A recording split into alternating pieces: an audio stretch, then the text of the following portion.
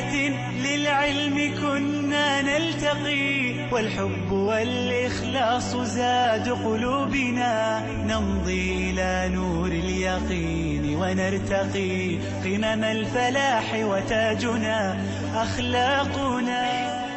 Assalamu alaikum wa rahmatullah, bienvenidos a Consultas Islámicas. Hoy estamos de vuelta con ustedes, hoy 5 de noviembre, hoy lunes. Estamos solo el hermano Tawfiq y yo. Assalamu alaikum, hermano Tawfiq, ¿qué tal? El hermano Mohamed Said está ausente con nosotros hoy, pero inshallah vamos a plantear sus preguntas enseguida, las preguntas que ustedes nos pueden hacer llegar a través de estas diferentes vías, que son las siguientes. Tienen el número de teléfono que aparece en pantalla, que es el 911730251, ahí aparece en pantalla. También el email, que es consultas@cordobainternacional.com, y tiene también la página de consultas en Facebook. Hermano Sofi, que hemos estado hablando estas pasadas semanas, hemos cubierto las 4 escuelas jurídicas. Hemos empezado con la Hanafi, hemos hablado de la Shafi'i, de la Maliki y de la Hanbali. Y nos hemos dedicado en un programa a hablar de la escuela andalusí, la escuela de aquí de la península ibérica, y nos ha quedado dentro de la escuela andalusí hablar de la escuela Zahiri, la escuela de Ibn Hazm. Y nos llega una pregunta en las redes sociales desde Chile, nos la plantea un hermano que se llama Abbas, nos dice: Assalamu alaikum, hermanos, soy Abbas desde Chile. Primero y antes de todo, felicitarles por sus charlas, sus programas y la labor enorme que hacen. Siempre veo el programa de Consultas Islámicas y he notado que han estado tratando las escuelas jurídicas.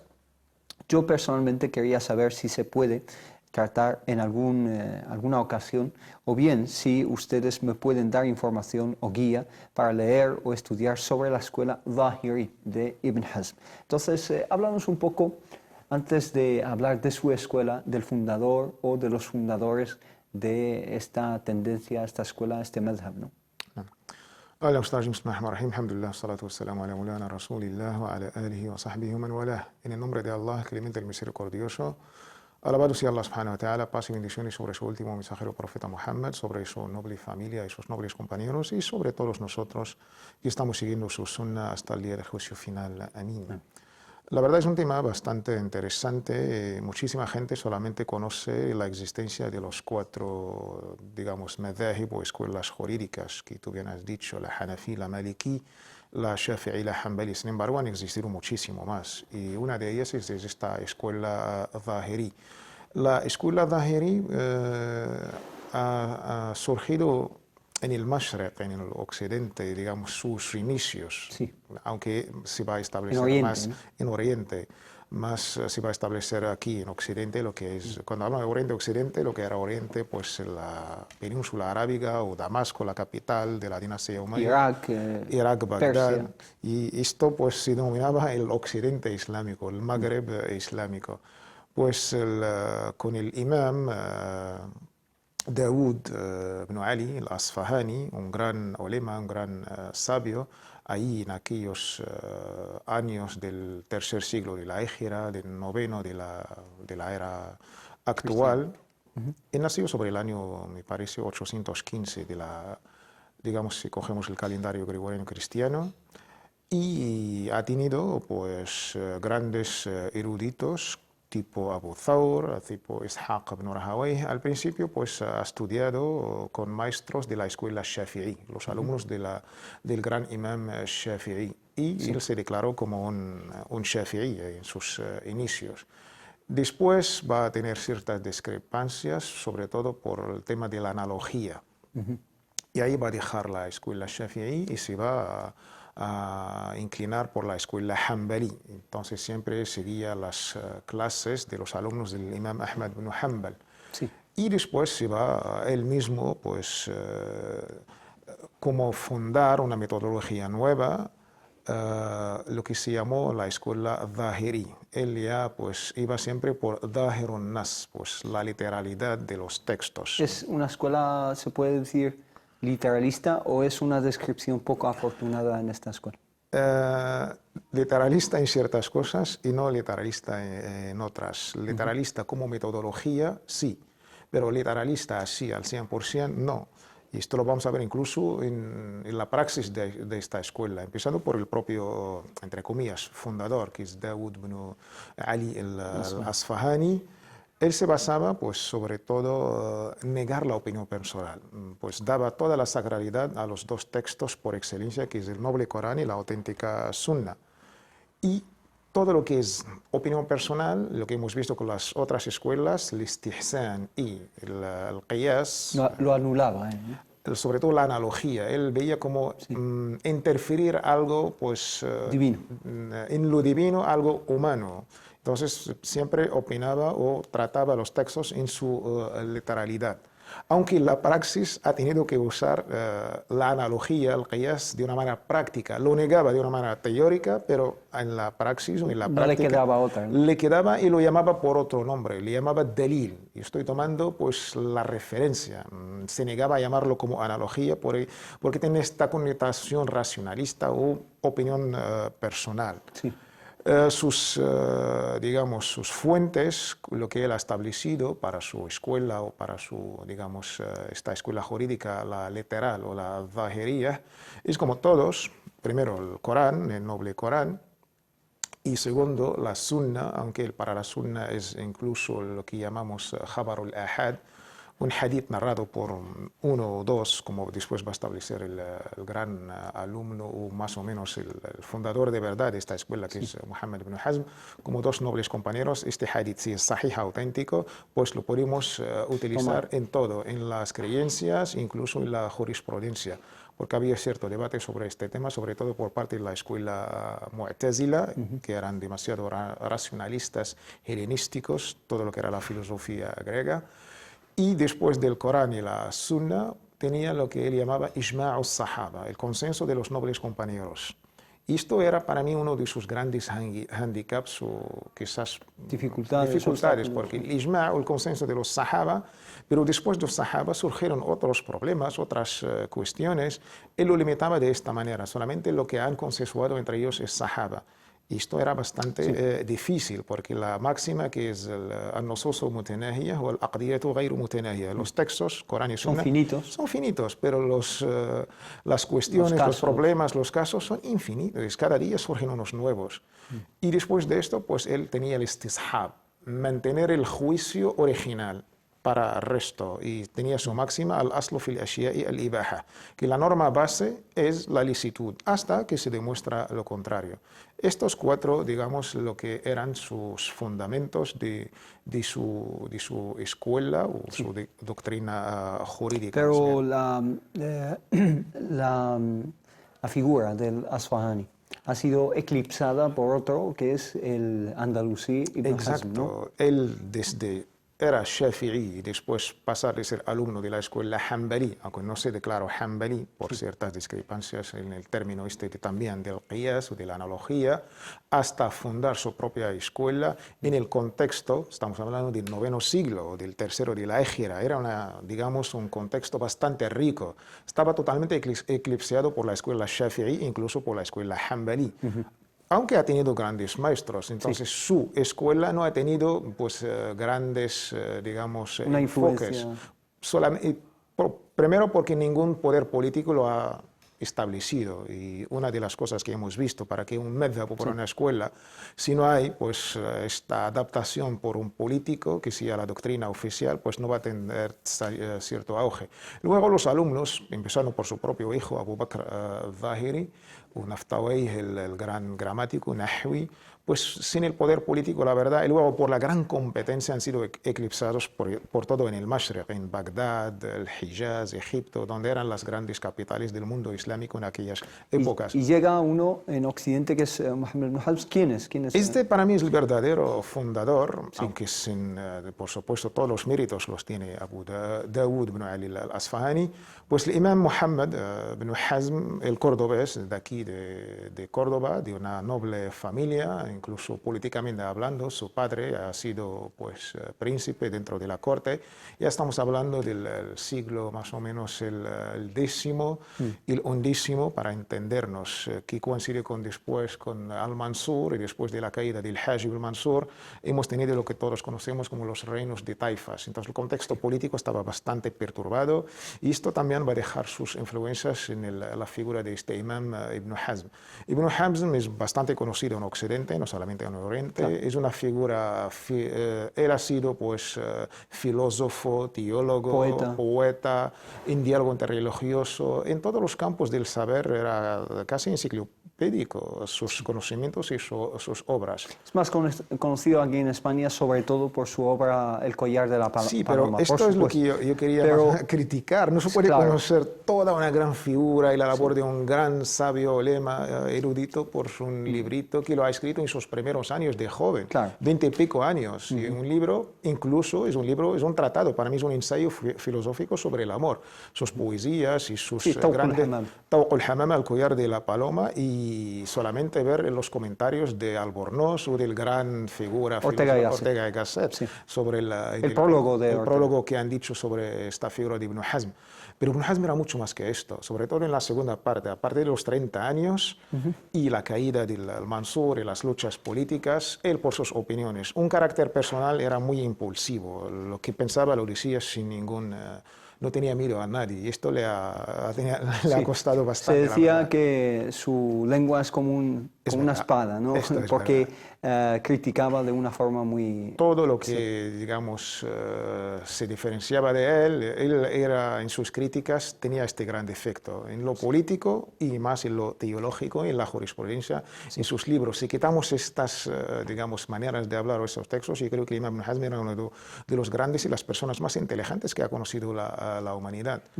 Pues él ha sido maliki porque era la doctrina oficial del Andalus, como hemos visto. Ha estudiado el Corán, el Hadith, el Usul, todas las ciencias islámicas de la época. Entonces, incluso era la doctrina oficial del Estado, del rey o del país. Pero después, por ciertas lecturas suyas, por su propio carácter personal o por descubrir, digamos, la obra Shafi'i, se va a inclinar a la escuela Shafi'i. Y al estudiar y indagar y profundizar en la escuela Shafi'i, sobre todo las críticas del Imam Shafi'i al istihsan y al qiyas o a la opinión personal en los textos divinos sobre el Corán y la Sunna, ahí va a descubrir la obra del Imam Dawud al-Isfahani y va a dejar ser, digamos, un Shafi'i y se va a declarar un Zahiri, pero un Zahiri, incluso gracias a él esta escuela la conocemos. Sus obras, sus refutaciones, sus críticas. Yo creo que el Imam Ibn Hazm, cuando se habla de la escuela Zahiri por excelencia... Es una escuela en sí mismo, ¿no? En sí mismo, y ha tenido unas reacciones bastante duras por la escuela Maliki, que era la escuela oficial, de lo político a lo teológico y religioso. Ha tenido que ser expulsado de Córdoba, se va a trasladar a Almería, de Almería a Sevilla, y al final se va a esconder por un tiempo en Mallorca, en la isla de Mallorca. Y al final va a volver a su tierra natal, escondido hasta, digamos, su muerte, que Allah lo tenga en su misericordia, en aquel año 1064. Y ha tenido un final, la verdad, bastante triste por la parte política y por todas las perturbaciones que había. Sus libros han sido quemados. Y yo creo que el legado que ha dejado Ibn Hazm le debe esta gran escuela, la verdad, la escuela Zahiri. Dos cosas. Tú has dicho que hemos hablado de los usul, los fundamentos que siguió esta escuela incluso antes con al-Asfahani, pero hemos hablado de que sus fundamentos o fuentes principales es el Corán, la Sunna, el Ijma, el consenso de los Sahaba, el Istishab que hemos visto también. Pero sobre el terreno digamos, de la práctica, ¿cuáles son las opiniones que ha aportado esta escuela? Algunas opiniones a lo mejor son incluso un poco chocantes por el literalismo, el grado de literalismo a la hora de leer el Corán y la Sunna del profeta Muhammad sallallahu alaihi wasallam. Sí, yo creo que hay que estar en el contexto intelectual de la época. Hoy en día pues hay quizás unas ciertas opiniones que nos pueden sorprender, pero es que el Imam Ibn Hazm era coherente consigo mismo. Si cree en algo, era ya bastante... Con su propia metodología. Su propia metodología, y lo ha definido hasta sus últimos días. Una opinión, por ejemplo, cuando se habla del matrimonio, por ejemplo, el hadith del profeta sallallahu alaihi wasallam, cuando se hace el matrimonio, pues la parte de la mujer, de este mutuo consenso, cuando se le pide a la mujer si estás de acuerdo o no, su silencio es como se otorga, que está de acuerdo. No. Si para el Imam Ibn Hazm tiene que ser el silencio. El profeta ha dicho silencio, silencio. En el caso que la mujer dice que sí acepto este marido, él lo anula. Para entender este literalismo que... Pero por otra parte, cuando habla de las drogas sabemos por su propio nombre no han sido mencionadas en ninguna alea y tampoco en ningún hadith. Pero si no tenemos la máxima genérica, kullu muskirin khamr wa kullu khamrin haram. Toda materia embriagante pues es alcohol y todo alcohol es prohibido. Pues él dice que estas dos, pero toma el resultado. Y dice, no, yo tomo el resultado, no lo objetivo, no lo analógico. Entonces nos queda un poco, falta algo de... Por lo tanto, si uno bebe alcohol y no le embriaga, no ha caído en algo ilícito, ¿no? No exactamente, pero es que el juicio está de acuerdo, pero dice que no lo ha tomado de la analogía que ha hecho el profeta sallallahu alaihi wasallam, sino del propio texto, lo ha tomado de delil.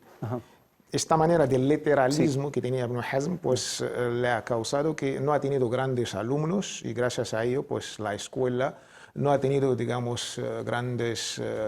Pero sí que algunos califas, algunos reyes lo han adoptado como su... Sobre todo en Marruecos, el Gran Marruecos. Se habla de cierta época de la Morabitún, se habla también de cierta... almohades.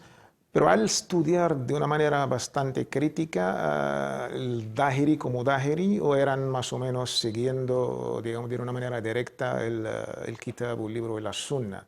La escuela Dahiri, en sus grandes principios básicos, es prohibida taqlid. No está permitido la imitación intelectual de los textos, que todo el mundo puede hacer ijtihad. Y esto yo creo que no está al alcance de todo el mundo. Claro.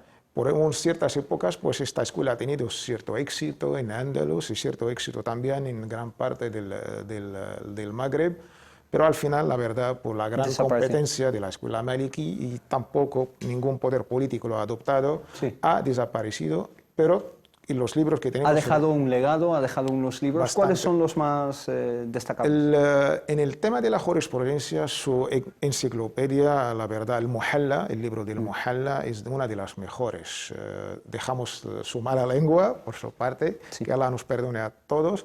Él era bastante impulsivo en este campo, pero la verdad es una de las obras más grandes y más ricas. Incluso él defendía su escuela y por eso nos ha dejado un legado de cierta jurisprudencia comparada. Pues al defender su propia escuela Dahiri tenía que tratar, y por eso él tenía un gran saber de todas las escuelas, de toda la sabiduría desde la época del profeta hasta su propia época, en todos los dominios de lo que son las ciencias islámicas. Del hadith era número uno, del usul su libro, el Ihkam fi usul al-Ahkam, en el Ijma' su libro, Maratib al-Ijma', el consenso, en el diálogo interreligioso, al-Faisal fi al-Milal wa al-Nihal, un grupo que trataba el diálogo interreligioso en la época de... Sí, religiones, sectas, etc. Y religiones y guerras, porque habría cierto contexto bélico, y la literatura, y la poesía, que todo el mundo conoce, el collar de la paloma. Es que esta figura era muy, muy inteligente, nos ha dejado un gran legado, pero hablando de la escuela de la jurisprudencia, su libro El Muhalla es la gran referencia. Es la referencia por excelencia. Inshallah, te planteo una pregunta más genérica, ¿no? Es la pregunta que nos plantea Mohammed Al-Arbi, dice: Assalamu alaikum, hermanos, estoy haciendo una tesis doctoral. Quería preguntar unas cuestiones acerca de ello, una tesis a lo mejor acerca de la jurisprudencia islámica. Dice, la primera era, ¿qué diferencia hay entre Sharia y fiqh, que es la jurisprudencia islámica? Sí, la verdad esta es muy buena pregunta y damos a las gracias a Armano y a otros que nos toman como referencia, la verdad, en sus trabajos y sus tesis doctorales. La Sharia, como su propio nombre indica a nivel lingüístico, es el camino o la fuente de agua, Shira o Shari'. Y de ahí es la fuente de toda nuestra amada y querida religión islámica. Todo lo que Allah ha ordenado a su bien amado mensajero y profeta Muhammad, la paz sea con él, es Sharia. todo lo que está en las salidas coránicas y los hadices auténticos de nuestro amado querido mensajero sallallahu alaihi wasallam, todo lo que complace a Allah subhanahu wa ta'ala conforme esta palabra que se conoce Sharia. Y esto pues no lo que se conoce por los medios de comunicación, se habla de una parte mínima de la Sharia, de la jurisprudencia, y se malinterpreta, que son la parte, digamos, del Código Penal del Islam, que es un apartado de otro apartado de la jurisprudencia islámica. Pero la Sharia es mucho más de esto, es todo lo que Allah nos ha ordenado, todo lo que ahora mismo estamos cumpliendo con un Sharia, estamos trabajando. Si estás trabajando, pues estás haciendo la Sharia islámica. Si estás en cualquier cosa, pues complaciendo a nuestro Creador, estás haciendo la Sharia. Entonces se reduce este concepto, ¿no? Exacto. Sin embargo, el fiqh es esta obra intelectual que han hecho los grandes sabios, teniendo pues todos los mecanismos y las herramientas, al deducir pues estos veredictos que todos conocemos, sobre todo los 5, cuando llegamos a la edad de la responsabilidad legal, lo obligatorio, lo recomendable, lo prohibido, lo desaconsejable y lo ilícito, estas categorías. Y el fiqh, ahí está la gran diferencia. Como es, digamos, obra humana, pues aciertan y no aciertan. Pues el espacio, el tiempo, esto es la gran diferencia que debemos entender, es separar entre la obra de ciertos grandes sabios y, por supuesto, la Sharia, que es divina, que es de Allah subhanahu wa ta'ala.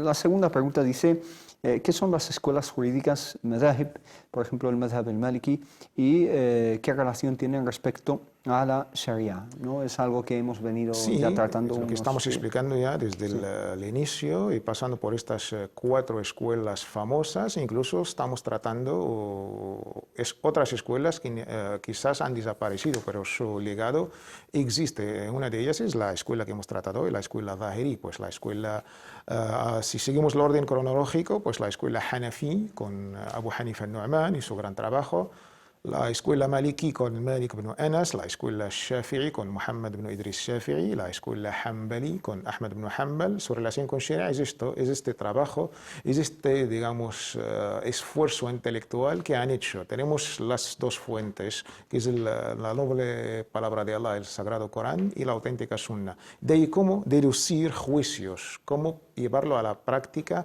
en nuestras vidas. Esto es el trabajo que han hecho con la Sharia estos grandes sabios, y de ahí tenemos este legado que le llamamos el fiqh o la jurisprudencia islámica. Sí. Y no deja de ser pues de estos grandes humanos que no eran, digamos, ma'sumín, falibles, sino pues como ha dicho nuestro gran imam Malik, que todos y cada uno de nosotros se toma y se deja de sus palabras, incluso de sus obras, de su propia escuela, salvo al infalible, nuestro amado y querido mensajero Muhammad, la paz sea con él.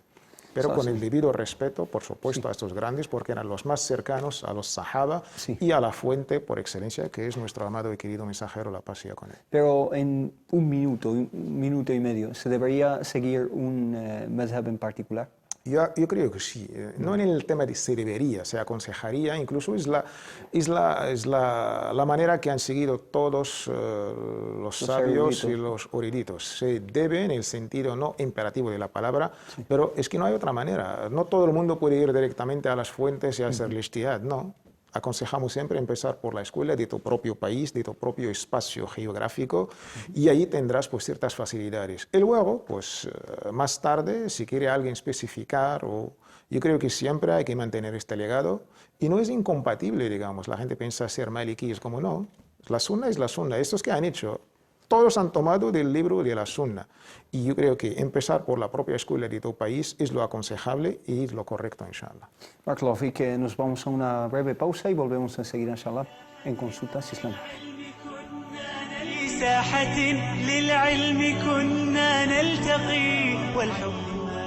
Assalamu alaikum wa rahmatullah, bienvenidos de nuevo a Consultas Islámicas. Estamos en pleno mes de Rabi' al-Awwal, el tercer mes del calendario islámico, el mes del profeta Muhammad sallallahu alaihi wasallam, el mes en el que nació el profeta Muhammad sallallahu alaihi wasallam, según la mayoría absoluta de los expertos en su biografía y en su sunnah. ¿No es así, hermano Sofí? Sí, más o menos. Nos pregunta una pregunta acerca del profeta Muhammad, que la paz sea con él. Nos la pregunta la hermana Najwa. Dice: Salam alaikum, quería pediros ayuda. ¿Me podríais decir nombres de libros que hablen del profeta Muhammad sallallahu alaihi wasallam y de Isa, Jesús, que la paz sea con él, y también algunos libros sobre hadices. Sí, creo que los libros hay bastante, alhamdulillah, en la librería islámica. Últimamente se han hecho buenas traducciones, incluso libros escritos por propios regresados musulmanes. El libro que más está al alcance de todos, que hemos recomendado más de una vez, es el Rahiq al-Makhtum, Néctar sellado de Mubarak-Fori, que Allah tenga en su misericordia. También la vida del profeta Muhammad sallallahu alaihi wasallam de Suleiman Nadwi, que está en castellano también, entre otros libros. Yo creo que en las redes o en las páginas de confianza se puede encontrar varios libros sobre la vida y la biografía de nuestro amado y querido mensajero sallallahu alaihi wasallam. Siempre teniendo pues algo tan metodológico, es que estudiar la vida del profeta sallallahu alaihi wasallam para luego pues plasmarla en nuestras vidas, no estudiarla de manera narrativa y almacenar datos y fechas. No, esto no es el objetivo de estudiar la vida del profeta. Estudiar la vida es que para luego sacar... Para que nos sirvan, ¿no? Para que nos sirvan, sacar estas lecciones y llevarla a la práctica en nuestras vidas. Barakallahu, que nos dice... una pregunta que nos plantea Abir, dice...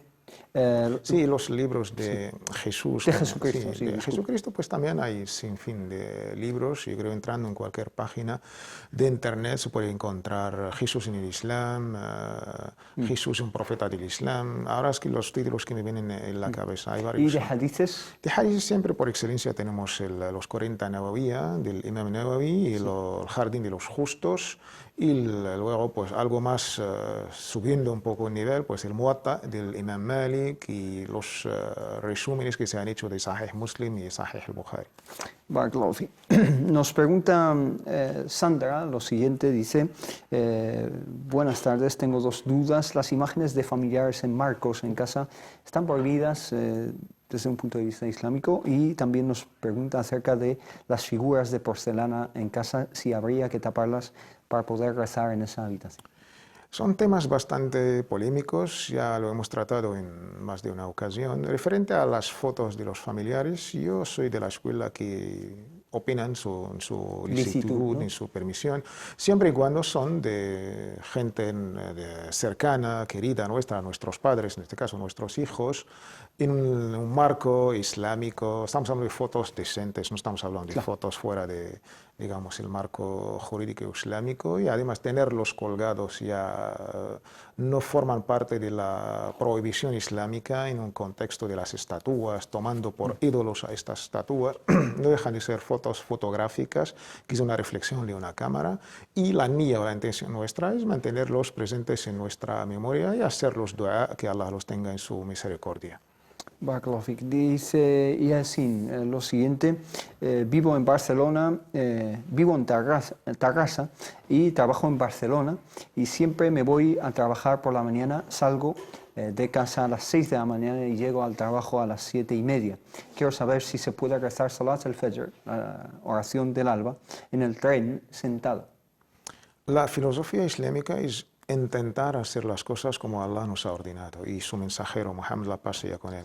Esto es, digamos, la idea que debemos mentalizar a la hora de adorar a Allah subhanahu wa ta'ala y correr a los permisos en un estado excepcional, que la excepción es tratar si hay algún permiso o no. En este caso, pues el adán del Fajr en Terrassa, no tengo el horario exactamente, supongo que a las 6 y algo, pero el horario canónico de Salat al-Fajr, para que lo sepan todos los hermanos y las hermanas, empieza desde el propio horario del adán hasta el amanecer o hasta la salida del sol, en este caso hasta las 8 más o menos. Si hasta las 8 el hermano tiene todo el tiempo abierto para rezar el Fajr de una manera pues adecuada. De las 7:30 que llega a su trabajo le quedan toda media hora, y de esta media hora puede, alhamdulillah, rezar tranquilamente su Fajr, e incluso hablando con los encargados o responsables de su trabajo dentro de este marco del artículo 16 de nuestra libertad religiosa, garantizada por nuestra Carta Magna. Yo creo que el tema de esta franja de tiempo, el hermano tiene, inshallah, este tiempo para rezarlo. En el contexto que sí se encuentra, pues no hay ninguna otra opción, pues sí, lo puede rezar como una manera excepcional, lo puede rezar dentro del tren. pero hay que optar como último remedio. Siempre hay que optar por nuestros derechos y buscar, alhamdulillah, siempre a complacer a Allah subhanahu wa ta'ala dentro de nuestras capacidades. Barakallahu Fik, si quieren llamarnos en directo y comunicarnos sus preguntas, también lo pueden hacer. Es el número de teléfono que aparece en pantalla, 91-173-0251, y también nos pueden enviar en directo preguntas que nos llegan aquí en Facebook, en la página de Consultas Islámicas en dicha red social. Hermano Taufik, nos preguntan desde Madrid lo siguiente, dice: Assalamu alaikum, me gustaría si podéis explicar cómo, por qué y con qué lógica se compilaron las aleyas y suras reveladas por Allah subhanahu wa ta'ala a Muhammad sallallahu alaihi wasallam en el Mus'haf, en el códice, por así decirlo, en el libro, ¿no?, del Corán. ¿Y por qué no se respetó en esa compilación el orden en que fueron reveladas, ¿no? Entonces, ¿qué lógica se sigue? Sí, esta es una pregunta interesante y se repite bastante, incluso ha sido digamos, la misma música de los orientalistas. Sí, una shubha, una duda que quieren plantar. Estos grandes, Noldeke y Marshall Eliot y todos estos grandes orientalistas que han criticado de una manera u otra pues, nuestro sagrado libro y noble, el Corán. Primero, ¿cuál es la definición del Corán? La definición del Corán es esta palabra de Allah subhanahu wa ta'ala, glorificada, o sea, inspirada o revelada a nuestro amado querido mensajero, la paz sea con él, con el intermedio de Gabriel, la paz sea con él, en lengua árabe, sí, y con el objetivo de adorar a Allah subhanahu wa ta'ala con su recitación. Ta'budiyya, ¿no? Ta'budiyya, en sí misma. Sí. Esto es importante. La propia recitación de esas palabras en sí es una adoración, es un acto de culto, la verdad. Y tener estas definiciones en revelación, Jibril, árabe, y el objetivo de adorar a Allah subhanahu wa ta'ala es importante. Sí. En este nos va a facilitar la respuesta. Todo esto es obra de Allah subhanahu wa ta'ala. Y Allah subhanahu wa ta'ala es quien sabe cómo y cuándo y por qué para entender este marco. Allah subhanahu wa ta'ala ha revelado el Corán no si lo vamos a comparar con el resto de los libros sagrados, de manera paulatina. Los demás libros han sido revelados de golpe, ¿no? De golpe, sí, directamente. Sin embargo, el Corán ha sido revelado de una manera gradual y paulatina, poco a poco, durante 23 años. Según el contexto, Allah subhanahu wa ta'ala sabrá exactamente, digamos, el porqué. Y de la misma manera, Allah subhanahu wa ta'ala, quien pues ordenó su recopilación al profeta Muhammad sallallahu alaihi wasallam, según los medios de la época. El Corán ha pasado por tres fases su recuperación. La primera es la de al-kitaba, la escritura. El profeta Muhammad, la paz sea con él, estaba rodeado de lo que llamamos el qurra, los escribas. De estos se encargaban en el mismo momento de la revelación, pues el profeta sallallahu alaihi wasallam recitaba estas aliyas coránicas a los propios escribas, de los más que conocemos, pues los 4 califas que siempre estaban junto con el profeta, la paz sea con él, Abu Bakr, Umar, Uthman y Ali, y lo más conocido de ellos, Zayd ibn Thabit, Muawiyah ibn Abi Sufyan, que Allah esté complacido con todos ellos. De ahí se ha escrito el Corán en los medios de la época, en las piedras, en las tablas, en los huesos, en los medios de la época. Y venía el ángel Gabriel a revisar lo que ha sido revelado cada año durante el sagrado mes de Ramadán, que siempre con esta revisión anualmente se hacía con el profeta, la paz sea con él. Y mientras tanto se rezaba también con... Se rezaba y se memorizaba. Teníamos el Corán escrito y bien guardado en los medios de la época y en los, digamos, los pechos de los propios...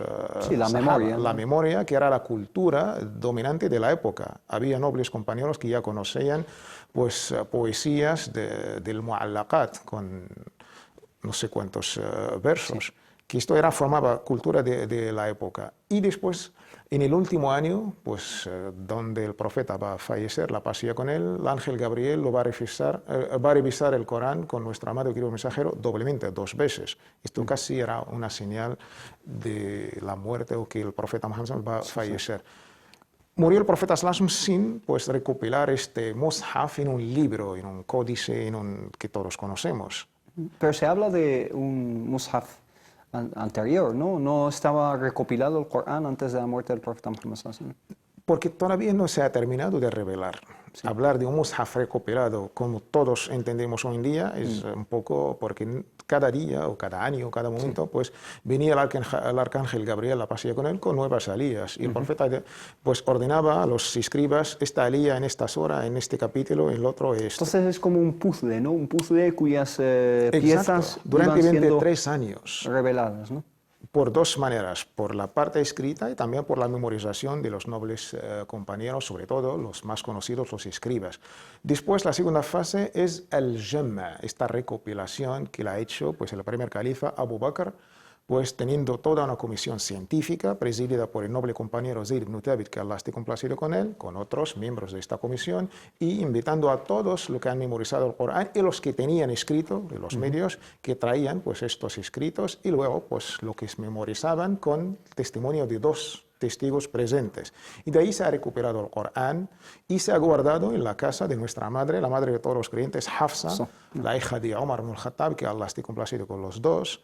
Y la tercera época es el libro en sí mismo que todos conocemos como la época del Mushaf. Esto ha sido en la época de Uthman ibn Affan, el tercer califa, que Allah esté complacido con él, haciendo pues dedicando toda una comisión y presidida por el mismo noble compañero Zayd ibn Thabit, y se ha recuperado todo el Corán que existía y de ahí ha ordenado escribir 7 no sé cuántas copias y ha sido enviadas. Pero cuando hablamos de la recopilación o la compilación del Corán, estamos hablando de el formato físico, ¿no? Porque el Corán estaba compilado porque depende de la memoria, ¿no? Se hacía tarawih.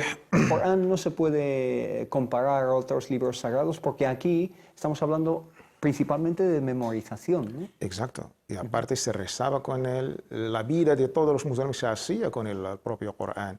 Y durante Ramadán, lo que conocemos como Tarawih, entonces ya era algo, más o menos todo el mundo lo conocía. Sí. Pero por circunstancias de nuevos musulmanes que no conocían el árabe, de cierta evolución de la sociedad árabe, pues hubo una gran necesidad. Primero, por la batalla de Yamama en la primera época de Abu Bakr, murieron sobre todo los escribas y los que memorizaban el Corán, y también por otra razón, digamos, de peso, en la batalla de Azerbaiyán, en la época del califa Uthman, pues hubo una gran necesidad de mantener el Corán, un códice en su propio corpus que todos conocimos, y esta es la mejor de las grandes obras que ha hecho el califa Uthman, de ahí su nombre, el Mushaf Uthmani. Le atribuimos a Uthman por este gran... Y esto es las tres fases. Y la clasificación, la orden, es por orden de Allah subhanahu wa ta'ala y la opinión que yo sostengo, porque durante el mismo profeta Muhammad, la paz y con él, pues ordenaba estas horas por aquí, esta alía por aquí. Otra opinión es por los sahaba que han hecho el orden, pero esto, la pregunta, ¿los sahaba lo han hecho de su propio esfuerzo intelectual o por seguir al profeta? En las dos opiniones entendemos que por orden de Allah subhanahu wa ta'ala, porque Allah lo quiso así, y ahí está el gran secreto, el gran milagro de la palabra de Allah subhanahu wa ta'ala. Incluso en esta propia orden, empezando por Al-Fatiha y culminando con Al-Nas, sin respetar el orden cronológico, porque no tiene nada que ver. Barakallahu fik, Ismael nos pregunta lo siguiente. Ismael dice: Assalamu alaikum, queridos hermanos, en esta ocasión me pongo en contacto con vosotros para sugeriros humildemente que si podéis tratéis un poco más en profundidad del tema que habéis tocado hoy sobre el viaje nocturno del profeta, que la paz sea con él. Hoy, es decir, hace unos días hemos hablado de este tema, y dice: soy una musulmana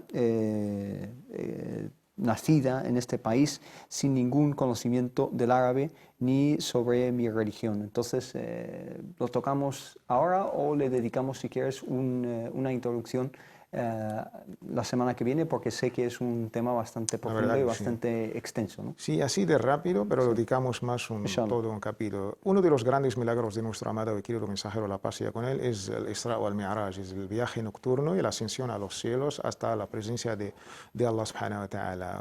Surgió en aquellos finales años de la Hijra, sobre el 10º año, el 11º año, más o menos después del viaje a Taif. Intentó el profeta sallallahu alaihi wasallam tener ahí nuevos adeptos o gente que iba a seguir después del rechazo total de Quraysh, pero la verdad se ha encontrado con Un rechazo incluso. Un rechazo, incluso con maltrato al mismísimo nuestro amado y querido mensajero sallallahu alaihi wasallam. En esta situación, un viaje terrenal, pues Allah subhanahu wa ta'ala quería pues agradecer o quería aliviar a nuestro amado y querido. Si esta gente no te ha recibido de la manera que tú merecías, pues ven, nosotros aquí te vamos a recibir de las mejores maneras. Y ahí hubo este viaje desde la mezquita del Haram o la Mecca, la ciudad de Mecca, a la mezquita del Aqsa en Jerusalén, y después de Jerusalén, ascensión a los cielos, y con el mejor regalo de todos los regalos, que es estos 5 rezos.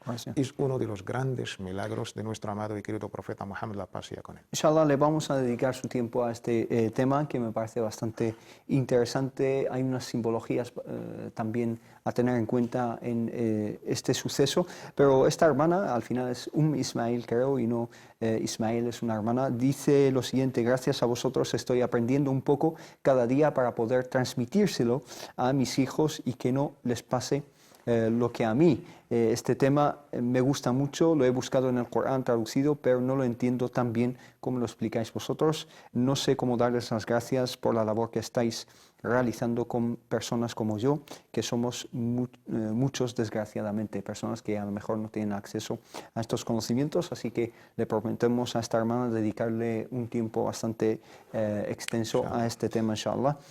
Una pregunta que ya hemos tocado varias veces, pero bueno, es simplemente porque la plantean 2 hermanos.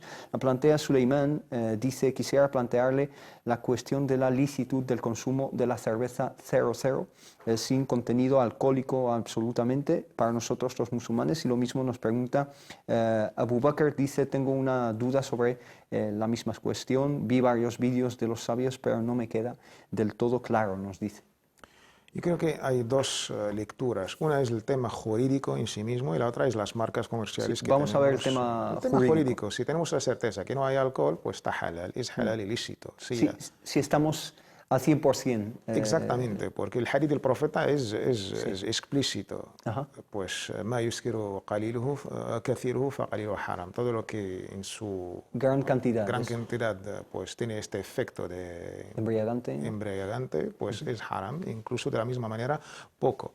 Pero si tenemos la certeza, lo que está prohibido en estos productos es el factor alcohólico. Este porcentaje sí que se añade. Pues tenemos una fruta, una hortaliza, o llámalo como quieras, y luego pues se le añade un producto que islámicamente está prohibido. Si quitamos la parte prohibida y nos quedamos con el producto de la fruta o de la hortaliza o de cualquier cosa, es halal, lo hacemos con cualquier otra. Entonces, el tema jurídico, si tenemos la certeza que no lleva alcohol, es halal, es lícito, es permitido. El nombre comercial de una marca a otra es lo de menos. Y tenemos derecho como consumidores en estos países y por las organizaciones de los derechos del consumidor pedir a esta empresa pues el extracto de los ingredientes de la composición de este producto. Esto es tan fácil. Incluso hay un número de teléfono. Si tenemos esta certeza, es halal. Decías que el tema tenía otro componente. ¿Cuál es? El componente es la parte de las marcas. La gente solamente por llamar una marca a otra, y hay unas que ponen 0 y luego coma 1, no sé qué. En este caso, pues sí, hay algo de alcohol y nos encontramos con el hadith que he mencionado anteriormente. Pero otras marcas, y no quiero hacer la propaganda de ninguna, pero siempre el hermano pues debe exigir sus derechos y reivindicarlos. Ponerse en contacto con esta empresa u otra y pedir el extracto de los ingredientes y pedir si de verdad es 00 o hay algo en este caso. Barakallahu, que nos plantea Jamaluddin una pregunta, dice, acerca de los acrónimos. Los acrónimos, las abreviaturas que se ponen especialmente en conversaciones en las redes sociales, en internet, WhatsApp, etc. Dice los acrónimos como SWT, subhanahu wa ta'ala, o SAWS, sallallahu alayhi wa sallam. Sería interesante que aportarais vuestra opinión en base a un juicio legal sobre el asunto, pero que verdad que a veces al ver abreviaturas como SAWR para saludar a un hermano, salamu alaikum wa rahmatullah, pues para saludar a un hermano fillah, me deja un tanto perplejo, ¿no? Pues la verdad, lo último que ha dicho el hermano, estoy totalmente de acuerdo. Es que la pereza o quizás la velocidad de la vida que tenemos tanta prisa que ya no tenemos tiempo de saludar bien. De saludar bien. Y esto forma parte, yo creo que saludar bien con Assalamu alaikum, Allah nos va a recompensar con 10 hasanat. Assalamu alaikum wa rahmatullah, 20. Assalamu alaikum wa rahmatullah wa barakatuh, pues 30. Eso nos estrechamos la mano saludando. Allah incluso nos hace expiar los pecados como nos ha prometido nuestro amado y querido mensajero Muhammad. El tema desde el nivel jurídico pues es algo novedoso. Sí. No vamos a encontrar un libro del fiqh sobre estos temas. Sin embargo, los sabios trataron el tema de sallallahu alayhi wa sallam, la letra sad en árabe, sí, como significado eso de la sí que frase. existe, Esto sí que existe, hay cierto debate. Los muhaddithin, los que trataban el hadith de nuestro amado y querido mensajero sallallahu alayhi wa sallam, pues es los que más pronuncian el nombre del mensajero sallallahu alayhi wa sallam, por cada vez que escribían un hadith. Sí. Pero nunca, o la sira, por ejemplo, porque están repitiendo el mismo nombre muchas veces. Pues no escribían sallallahu alayhi wa sallam, lo decían con el corazón o con... pero nunca escribían sallallahu alayhi wa sallam, ni con la frase ni con la letra. De ahí hubo pues ciertos comentarios de los sabios que criticaban la letra sad, como en castellano es S-A-S. Sí, la inicial. Criticaban que esto es una innovación o algo. Sin embargo, por otros sabios no se han pronunciado de una manera, porque decían que depende de la niña, si lo ha dicho, no lo ha dicho, lo ha escrito de una manera abreviada o de una manera completa, y de ahí hablar de halal o haram es algo, yo creo que estamos exagerando un poquito. Pero en cuanto a la letra o las abreviaturas, por ejemplo, tú has hablado de los libros de hadith o los libros de sira, biografía del profeta Muhammad sallallahu alaihi wasallam, la obligación cae sobre, o la obligación o recomendación cae sobre el lector de decir sallallahu alaihi wasallam, no el que escribe, ¿no? Pues la verdad los dos, porque también lo que ha escrito también tiene a una parte la responsabilidad. Sí. Y la verdad, con la opinión de aquellos que han dicho, ok, si lo puede escribir de una manera, yo creo, entera, lo mejor, o no escribir nada. Y esta opinión a mí la verdad me gusta personalmente. Si hablamos de Allah subhanahu wa ta'ala, ya lo hemos pronunciado en nuestros corazones, esto no cabe ninguna duda. De la misma manera, el profeta Muhammad sallallahu alayhi wa sallam, de escribir la letra sad, quedamos la verdad un poco, no voy a entrar en la niña de la gente, sé que todo el mundo va a saludar al profeta sallallahu alayhi wa sallam y seguramente lo ha hecho, pero mejor o escribirla entera o no escribir nada, y la opinión de los sabios. Sí, y en cuanto a los acrónimos en letras no árabes, tampoco pasa mucho. Yo creo que hablar de una manera así de halal o haram no es el contexto. Yo creo que lo mejor sería escribir, porque es didáctico, escribir assalamu alaikum de una manera entera, o si no, assalamu alaikum. Pues sería incluso, pues estamos difundiendo un mensaje. Y yo creo que sería lo mejor escribirlo de manera entera. Pero de ahí hasta decir haram o halal no es el caso. Barakallahu fik, inshallah nos quedan bastantes preguntas, pero las dejamos inshallah hasta el jueves que viene, así que simplemente darte las gracias por tus aportaciones, por tus explicaciones. A ustedes también muchísimas gracias por seguirnos hoy en Consultas Islámicas. Nos vemos muy pronto de nuevo aquí en su espacio de Córdoba International TV. Assalamu alaikum wa rahmatullah, que la paz sea con todos ustedes. كي لا يضل عن الحضارة ركبنا ومعلمات كم أضأن مشاعلا للعلم والأخلاق في